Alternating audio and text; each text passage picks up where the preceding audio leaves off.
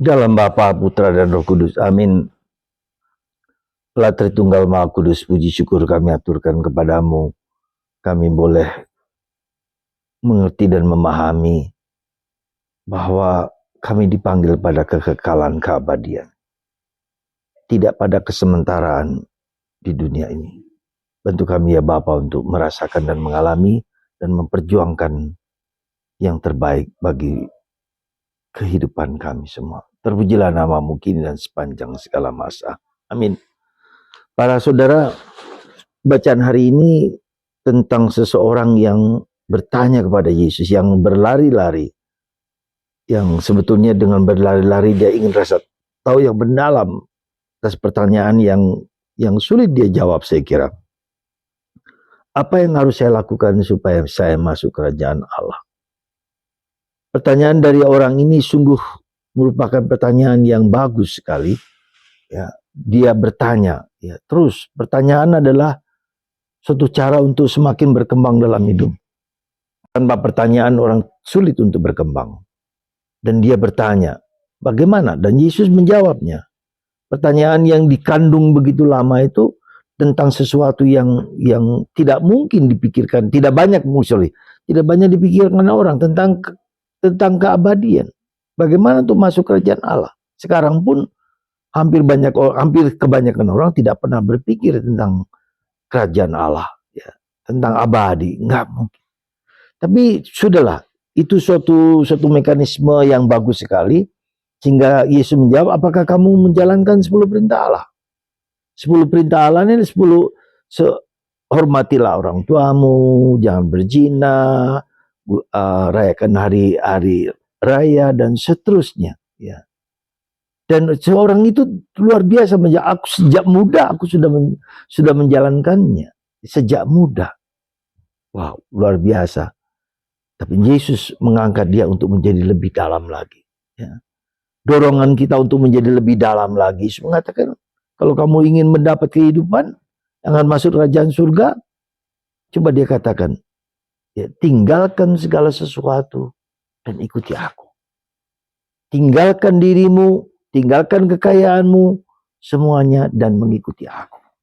Wow. Orang itu sulit mengerti. Dia pergi dengan tidak mengerti kata-kata Yesus, melepaskan semua kekayaan dan hartanya dan mengikuti aku. Ini tidak mudah. Ini sulit sekali. Tapi itulah yang diminta Yesus, supaya hidup kita berkembang, bertumbuh lebih dalam, lebih tinggi, lebih luas. Ya. Lalu setelah dia pergi, Yesus mengatakan apa? Dia memanggil para murid. Para murid dipanggil dengan kata apa? Anak-anakku. Luar biasa. Saya senang sekali Yesus memanggil para murid dengan kata-kata anak-anakku. Lebih mudah seekor unta masuk dalam lubang jarum, ya. Ekor unta masuk lubang jarum daripada orang kaya, orang beruang masuk kerajaan surga. Kenapa Yesus memberikan perumpamaan analogi yang sangat shocking itu? Sangat mencekam.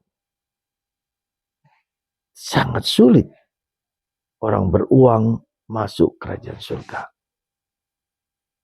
Dan itu terjadi pada Yesus.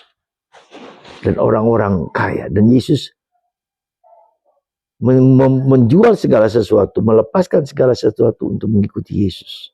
Dan berikan kepada orang miskin. Lagi. Jadi tidak hanya mengikuti Yesus, tapi memberikan kekayaanmu kepada orang miskin. Perhatian Yesus kepada orang miskin luar biasa. Saudara, apa yang kira-kira dapat kita renungkan pada diri kita masing-masing itu pertanyaan. Ya, berani bertanya. Bertanya sekali lagi tentang apa saja yang dalam pikiran kita, dan pertanyaan itu akan menimbulkan pertanyaan lain, dan terus berkembang menjadi kreatif, menjadi tidak puas dengan apa yang sudah kita alami. Itulah saudara, inti iman kita. Beranikah Anda bertanya? Saya tidak mau menjawab yang lain. Coba satu hal ini, beranikah kita bertanya dan bertanya dan bertanya? Dan kita mencari jawaban atas pertanyaan itu. Semoga kita memiliki keberanian untuk bertanya, dan kualitas pertanyaan itu seperti orang ini, kualitas pertanyaan, ya. Dan itu menyelamatkan dia, mengembangkan dia dari menjadi pribadi yang lebih utuh, lebih berani. Sekali lagi, semoga kita dan semua berani bertanya tentang sabda Allah atas kitab suci yang kita gunakan terus menerus. Tuhan memberkati Anda semua.